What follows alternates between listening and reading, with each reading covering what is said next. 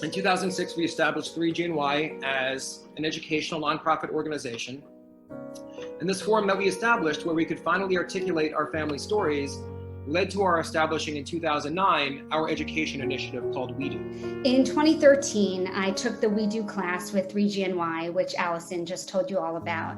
That class forced me to learn as much as possible about my family's history. If not for WEDU, to actually take the time to sit down and write it all down and present it, to be connected to schools, that was just absolutely incredible. And now more than ever, it just feels so imperative to share my grandparents' stories and remember them. When I think about my grandmother, I think about baking with her, dancing with her at my bat mitzvah, cooking with her, spending holidays with her, and also about the horrors that she endured. Behind my grandmother on the left is her childhood home, and this is where she lived with her two brothers and her little sister. The name Night of Broken Glass, or Kristallnacht, came because the following morning, November 10th, all of the streets were littered with glass. When Grandma Dina and Rena had been in Auschwitz-Birkenau for about a year and a half, Joseph Mengele arrived. Steffi arrived at the ghetto, and she was forced to undress and was robbed of all of her personal belongings.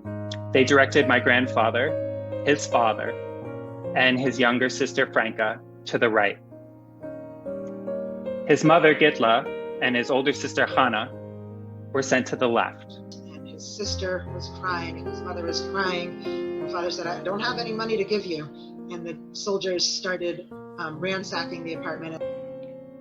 A year later, when my grandmother was 17, she and her family, her sisters and her mother, were taken to a concentration camp in Plaszow, Poland.